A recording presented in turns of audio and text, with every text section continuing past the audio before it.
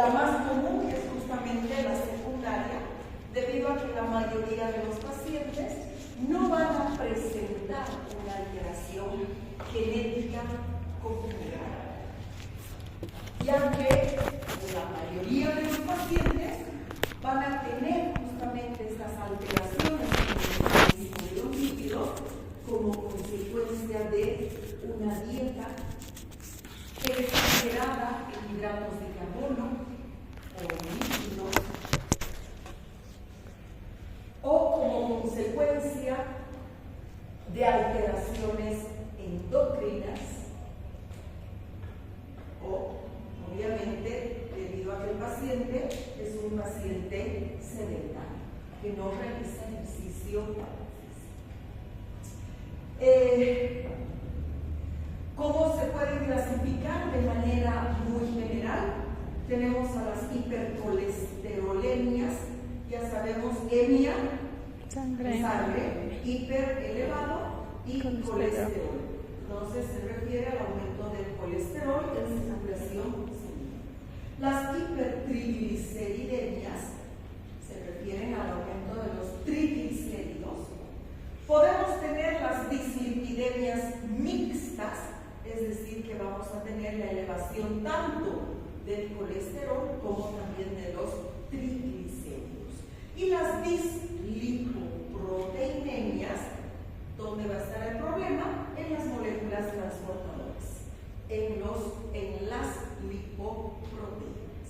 Entonces, de manera general, esas son las 4 patologías grandes. Cada una de ellas, pues obviamente, tiene su patología concreta.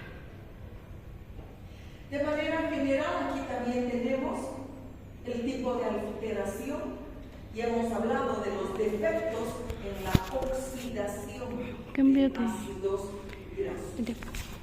¿Dónde va a estar el problema? En la mitocondria. Puede ser como consecuencia, ya hemos visto, de una disminución en la capacidad que tenga la mitocondria de oxidar a los ácidos grasos. El proceso se llama beta-oxidación. O que los ácidos grasos no puedan ingresar a la mitocondria, y en este caso sería una deficiencia de cadena.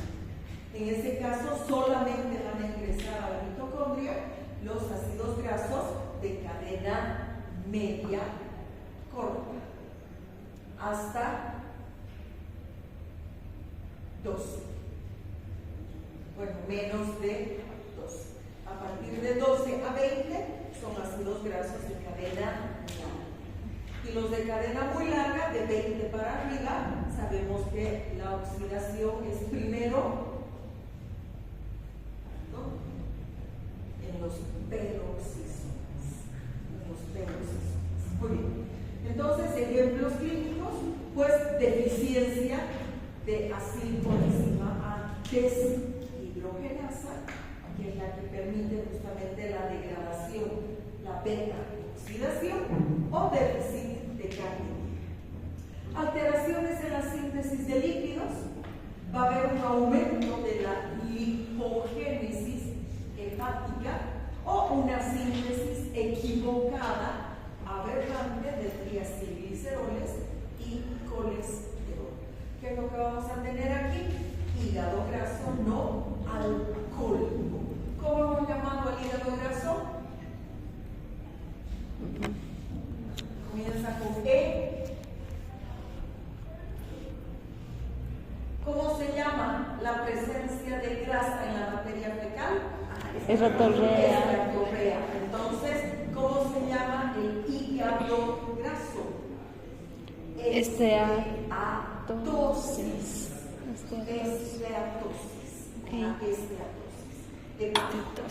Entonces vamos a tener un hígado graso no alcohólico o hiperlipidemia familiar. Si es cirrosis. Trastorno en el transporte de lípidos, deficiencias en las apolipoproteínas o en los receptores de estas lipoproteínas. ¿Qué receptor principal tenemos? El de la LDL, que se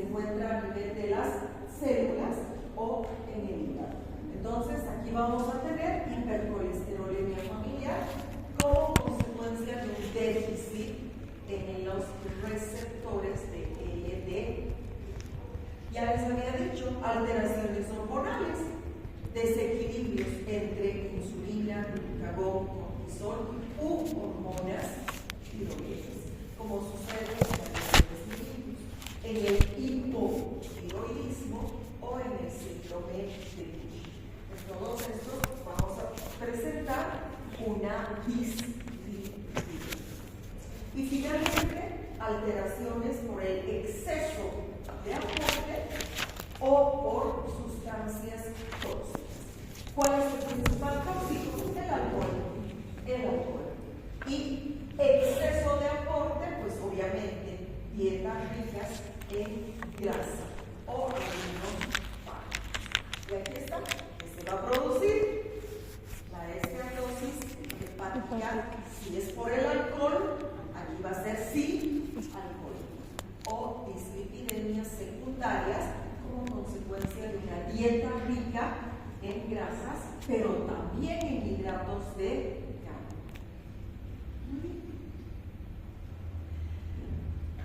¿Cuáles son las principales alteraciones genéticas? Aquí tenemos la hipercolesterolemia familiar. Todas son, al final, hipercolesterolemias familiares. ¿Sí? La tipo 2 o la tipo 4. ¿Dónde está el problema? En la elevación de las LDLs, en la elevación de las LDLs. ¿Cuál es el problema? Mutación en el receptor de las LDLs o de la ApoB100. Sabemos que la ApoB100 es característica de ¿quiénes? Biotirones, BLDLs, IDLs y LDLs. Entonces vamos a tener problemas con estos pacientes. ¿Cuáles van a ser las manifestaciones clínicas? Lo primero, aterosclerosis precoz.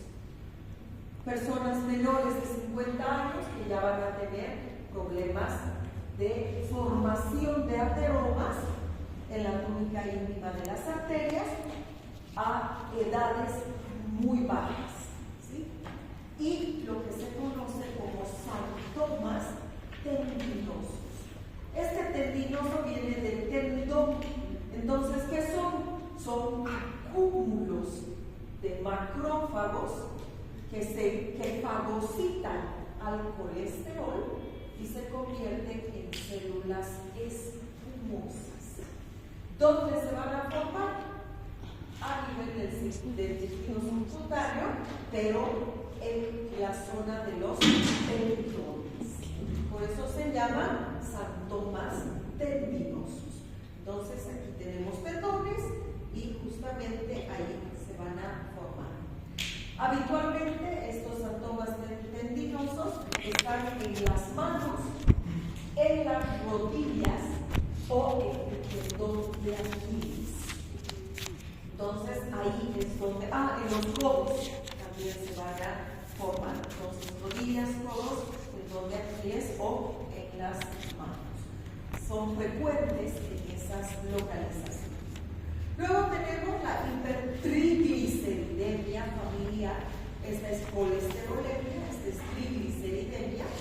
¿Quién me transporta los triacilgliceroles? Pues las VLDLs. Entonces, ¿cuál va a ser la lipoproteína aumentada? La VLDL. Va a haber una sobreproducción hepática de triacilgliceroles y por lo tanto de VLDLs. ¿Cuál es el problema? La manifestación clínica, pancreatitis aguda. Por eso es que en los casos clínicos que hemos estado viendo de pancreatitis aguda, que tenían alteración en los lípidos, tenemos aumento del colesterol y aumento principalmente de los triglicéridos. Este aumento de los triglicéridos va a provocar una pancreatitis aguda. ¿Sí? Y, por supuesto, el impacto negro. ¿Sí? Por eso es que las pancreatitis agudas están muy relacionadas con las alteraciones hepáticas. Disbeta-lipoproteinemia tipo 3. ¿Dónde está el problema? En los remanentes. Kilomicrones remanentes, VLDL remanentes.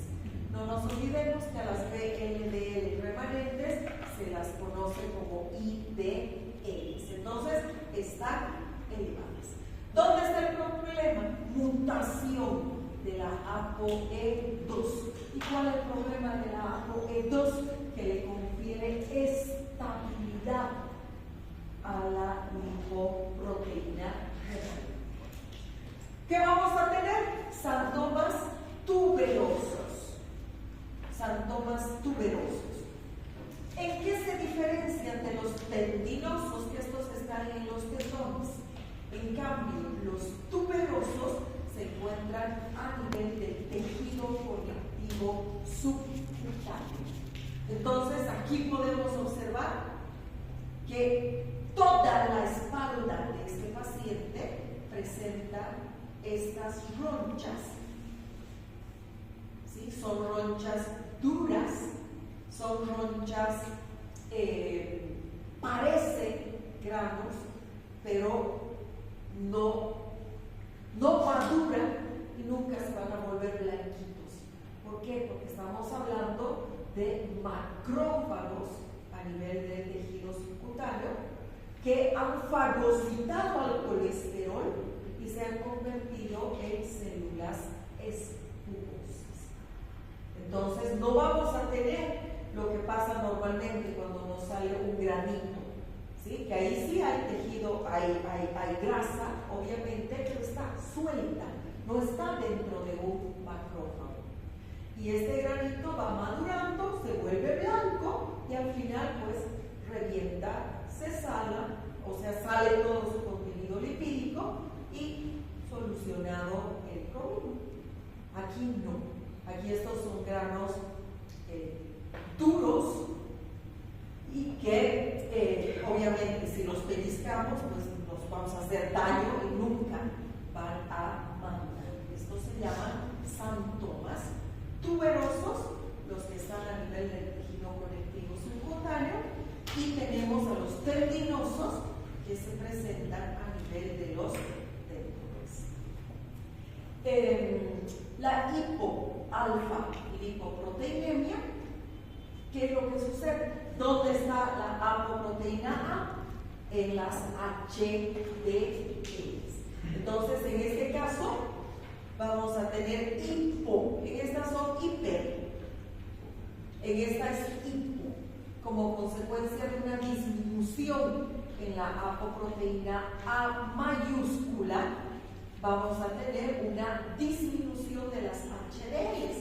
En los anteriores casos eran aumentos, pero no nos olvidemos que todas las otras son aterogénicas y la que evita la aterosclerosis es la HDL, o sea que no me conviene que esta disminuya. Y en este problema vamos a tener defecto en la ApoA1 y en la ABCA1. ¿Sí? Esta es una lipoproteína que también va a estar presente, pero la más importante es la ApoA1. ¿Cuál es el problema? Que no voy a sacar el colesterol de los tejidos y este se va a ir acumulando. Entonces hay una disminución del transporte reverso de colesterol, lo que provoca un riesgo aterogénico alto. Si suben las HDLs, una maravilla. Todos deberíamos tener excesos de HDLs. ¿Por qué? Porque nos protegen. Pero si aumentan las LDLs o disminuyen las H, estamos en riesgo de desarrollar aterosclerosis.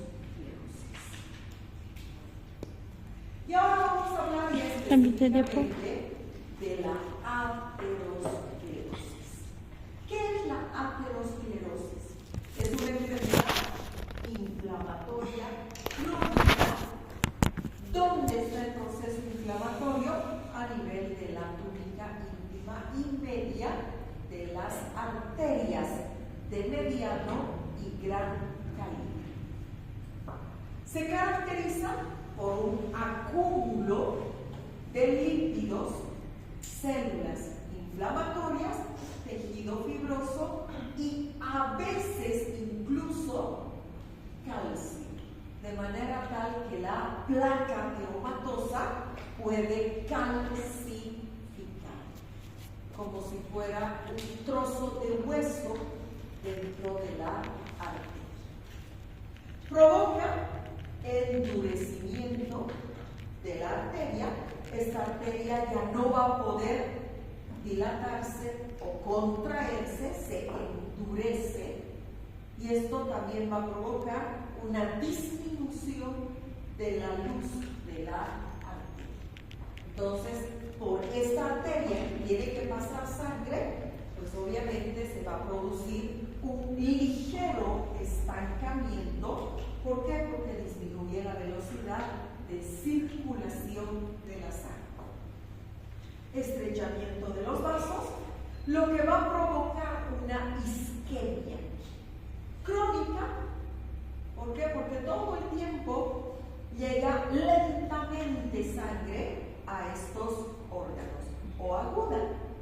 Vamos a ver qué puede pasar aquí, que como consecuencia de esta disminución de la velocidad, pues la sangre coagula, y este coágulo vaya a taponar una arteria más pequeña, y ahí vamos a tener un infarto, una isquemia aguda. En la base bioquímica y fisiopatológica de la mayoría de las enfermedades cardiovasculares, vamos a tener la cardiopatía isquémica, el infarto agudo del miocardio, los accidentes cerebrovasculares y las enfermedades arteriales periféricas. Depende de qué me irriga la arteria en la que se está formando el ateroma, la placa ateromatosa. ¿Sí? Generalmente tienen preferencia o por el corazón, o por el pulmón, o por el cerebro. Estas enfermedades son responsables de más de 19 millones de muertes al año, obviamente a nivel mundial. En un año, por causa de estas enfermedades, muere más, casi el doble de la población de Bolivia a nivel mundial.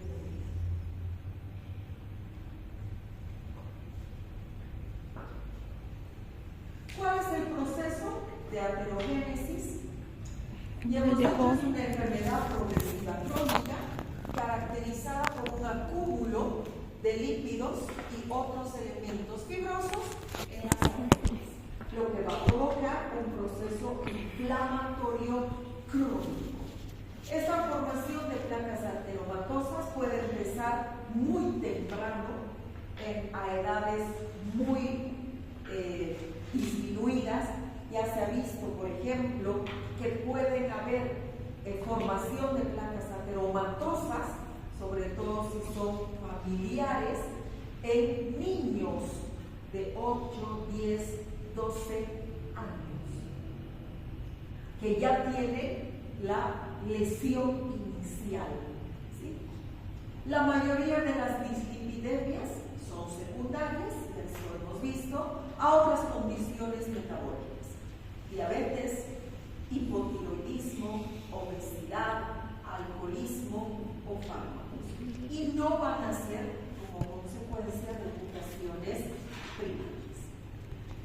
Este proceso aterogénico es progresivo y multifactorial y se desarrolla en 3 fases principales.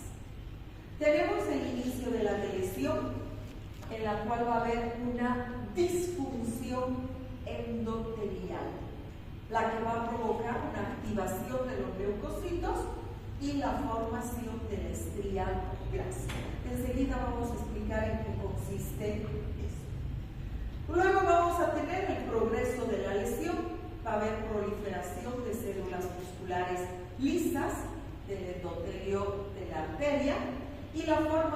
de la matriz extracelular. Y finalmente, pues, la ruptura de la placa y la aparición de las complicaciones agudas. Muy bien, entonces vamos a ver cómo inicia este proceso arteriológico.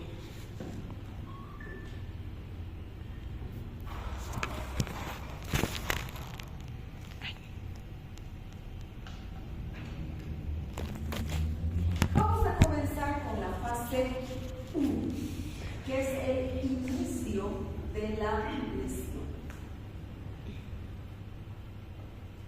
Va a haber una disfunción endotelial. Cuando el endotelio de la vena, de la arteria, es normal, este endotelio presenta funciones antitrombóticas, antiinflamatorias y vasodilatadoras. ¿Quién o quiénes van a ser los responsables de estas funciones del endotelio de la arteria? En primer lugar, un recubrimiento de óxido nítrico que está en la arteria, en la túnica íntima de la arteria. Las prostaciclinas, y recuerdan el heparansulfato. Entonces, todas estas moléculas químicas evitan que las células que están presentes en la sangre o las partículas como las lipoproteínas se peguen a la túnica íntima de la arteria. Pero cuando se rompe la túnica íntima de la arteria, se produce lo que se llama la escoriación de la íntima. Es como si se rasmillara la arteria por dentro, esa es una escoriación, ya sea por un exceso de líquidos o, no nos olvidemos, porque las proteínas se glicosilan. Entonces, esto me va a provocar un exceso de glucosa en circulación sanguínea. Esto me va a provocar la escoriación de la túnica íntima. Y como consecuencia de la escoriación de la túnica íntima, ¿qué voy a comenzar a ver? La media. Si la íntima está lesionada, entonces me dejan ver por dentro de la arteria a la túnica media. Entonces, esto va a provocar justamente el inicio de la lesión. Hay una disfunción endotelial. Estímulos que producen esta escoriación: la hipertensión, la hiperglicemia, el tabaquismo, el exceso de LDLs o los procesos infecciosos crónicos. No nos olvidemos del estrés oxidativo. ¿Qué teníamos en la túnica íntima? Óxido nítrico. Si se oxida, porque tengo exceso de radicales libres, pues esto también me va a provocar una alteración de la túnica. El endotelio lesionado, escoriado, ¿qué va a pasar? Pierde su capacidad vasodilatadora. ¿Por qué? Porque hay una deficiencia del óxido nítrico. Aumenta su permeabilidad. ¿Por qué? Porque se ha abierto un hueco a las lipoproteínas y expresa moléculas de adhesión. ¿Por qué? Porque tiene que repararse esta túnica íntima. Entonces, esto favorece la adhesión y la migración de los monocitos, que se van a convertir en macrófagos, y linfocitos T hacia la túnica íntima arterial. ¿Cuál es el evento bioquímico clave? Las LDLs, que tienen como función llevar colesterol a tejidos periféricos, al encontrar la túnica íntima escoriada, raspillada, van a pensar, entre comillas, porque no piensan, que han llegado a tejido muscular, porque ¿cuál es la estructura de la túnica media? Tejido muscular. ¿Y qué va a suceder? Pues que van a atravesar la túnica íntima, y este proceso de atravesar la túnica íntima y tratar de dejar el colesterol, según estas LDLs, en el tejido muscular, va a provocar que estas LDLs se oxiden. ¿Por qué? Porque entran, no encuentran receptores para LDL y se salen. Y este proceso de entrar, salir, volver a entrar, volver a salir de la túnica íntima, provoca que las LDLs se oxiden. Se oxiden. Entonces, las LDLs penetran a la íntima y van a ser oxidadas. Y vamos a tener a las LDLs oxidadas por radicales libres y enzimas como la mieloperoxidasa y la lipoxigenasa que van a oxidar. Las OLDLs oxidadas son proinflamatorias, inducen la expresión de citocinas, principalmente cuáles: interleuquina 1, factor de necrosis tumoral alfa. Es reconocida por receptores diferentes, no por los LDL receptores, sino estos que se llaman scavenger de macrófagos, que no son regulados por el colesterol intracelular. Entonces, fíjense, ya estamos provocando que los macrófagos vayan hacia esa zona. Entonces, esto es lo que se llama inicio de la lesión por disfunción endotelial. Esto no es un proceso de horas, no es un proceso de días. Esto se va a ir desarrollando durante años. Por eso les digo, niños de 8, 10, 12 años ya tienen esta lesión inicial. Luego, fase 2, progresión de la lesión, formación de la estría grasa, que va a conducir a la formación de las placas fibrosas. ¿Qué es lo que sucede? Como tenemos LDLs oxidadas que van a empezar a aumentar en esta lesión inicial y tenemos una activación de los macrófagos, pues los macrófagos van a ir hacia esta zona y van a hacer lo que saben. ¿Y qué saben? Fagocitar. ¿Y a quién se van a fagocitar? A las LDLs oxidadas. Se van a comer a esta lipoproteína oxidada. ¿Y ricas en qué son las LDLs? ¿En qué? En colesterol. Pero así, como el ser humano no tiene enzimas para romper la estructura del colesterol, este ciclopentano peridrofenaldreno, no podemos degradarlo los seres humanos, pues los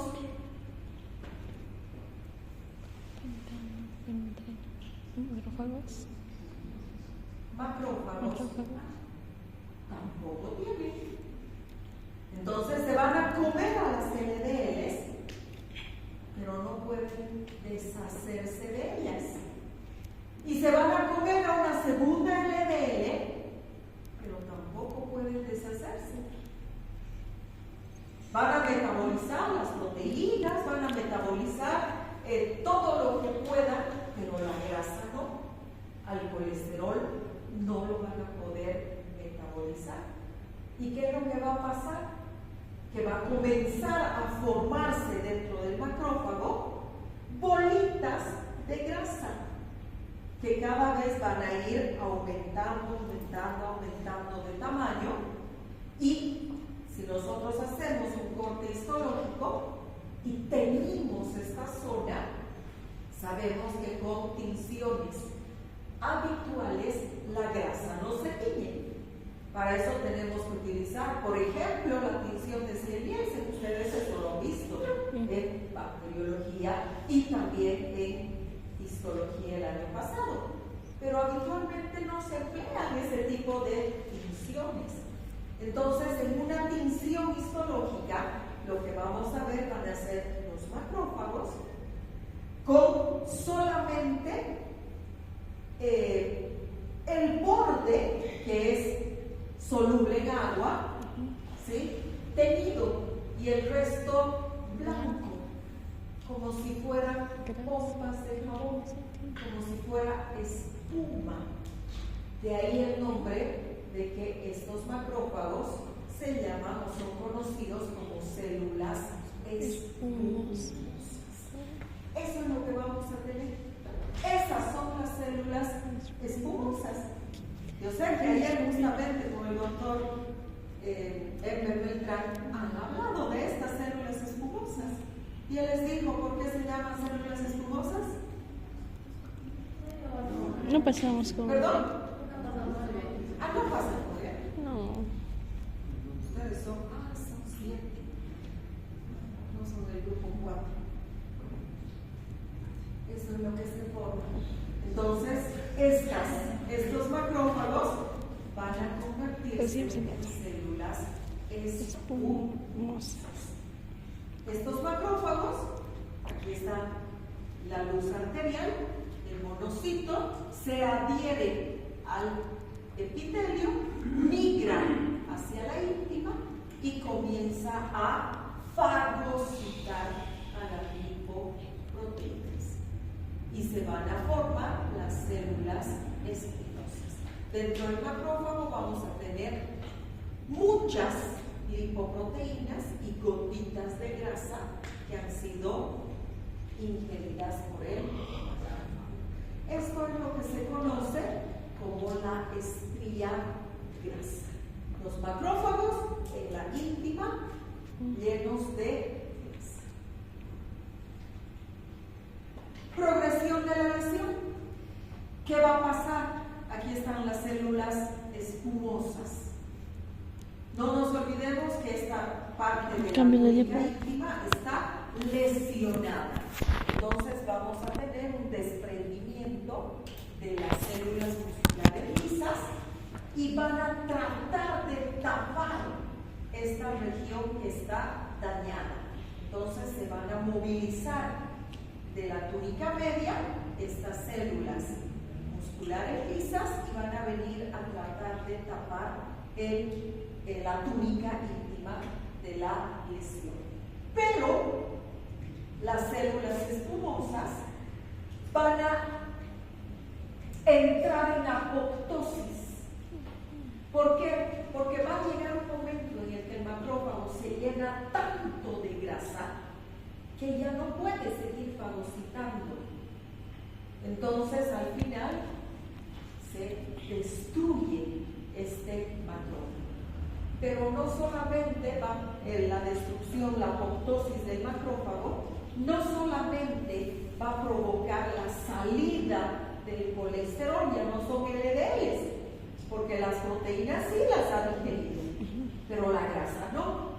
Entonces va a provocar la salida del colesterol, pero también de todas sus enzimas que trataron de destruir y de metabolizar la grasa ingerida.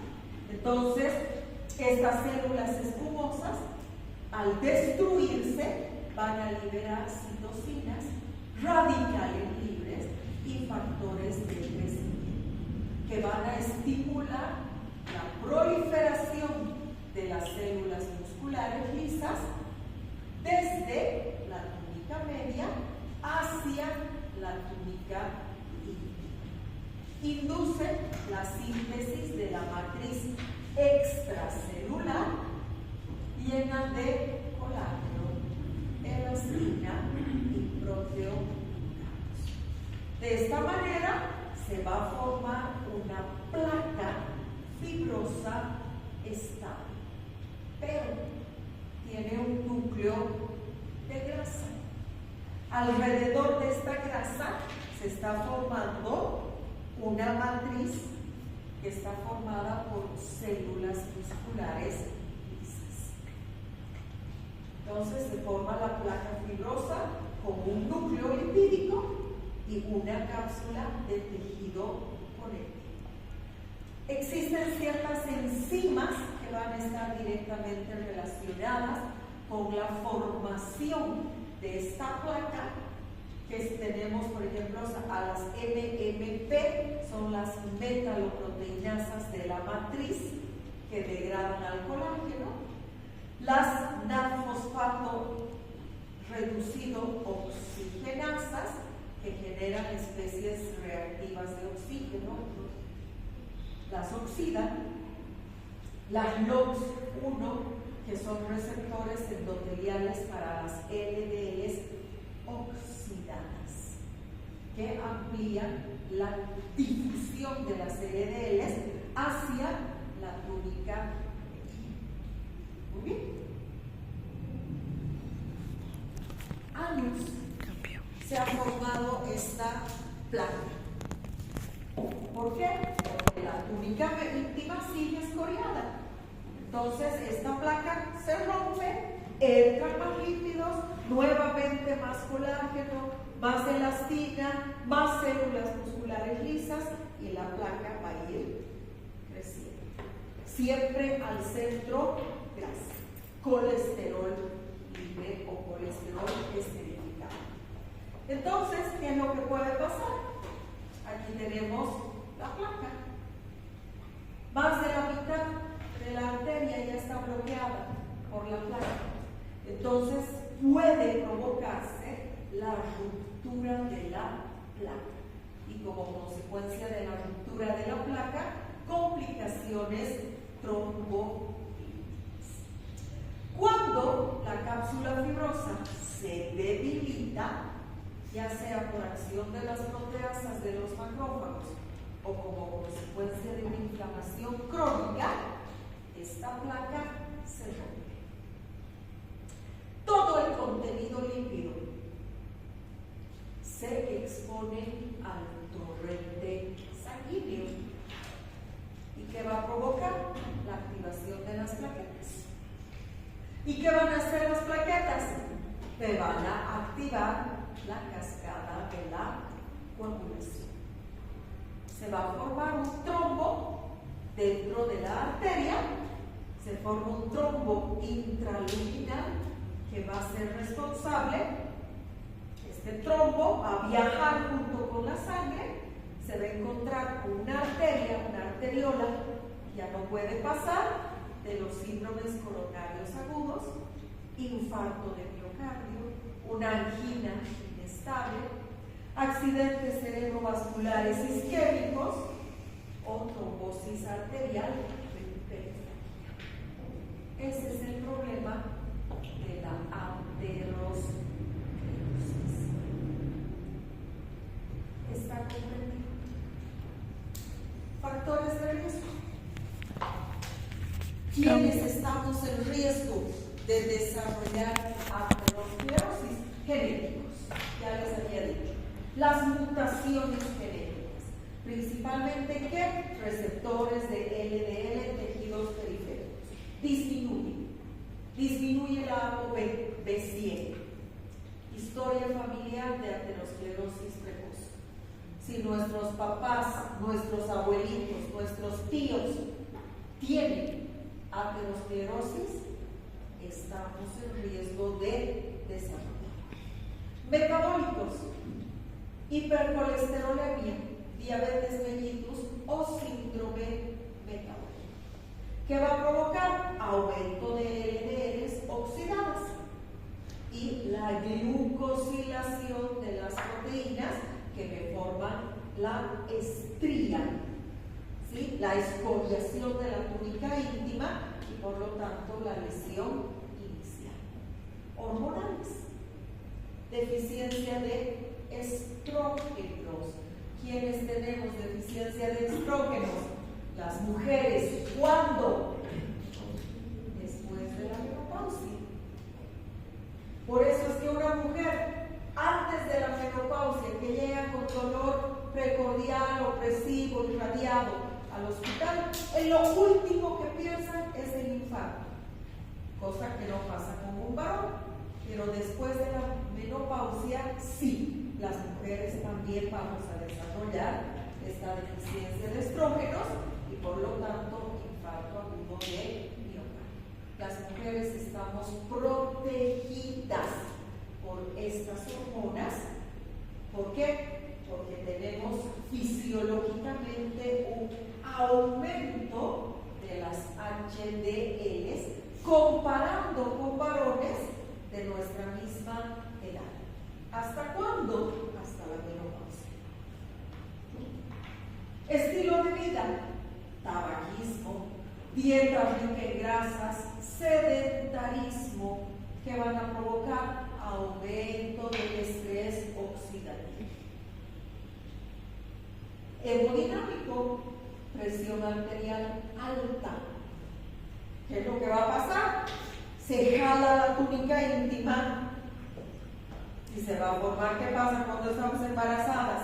Se jalan el tejido, ¿qué se llama?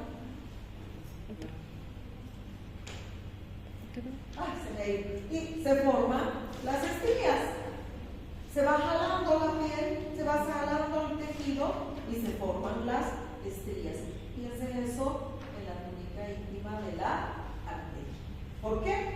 Porque hipertensión arterial, lesión mecánica del endotelio. Y los psicosociales, el estrés. ¿Por qué? Porque hay una activación continua de la adrenalina y esto provoca aumento de ácidos grasos libres. ¿Está comprendido? ¿Sí? ¿O no?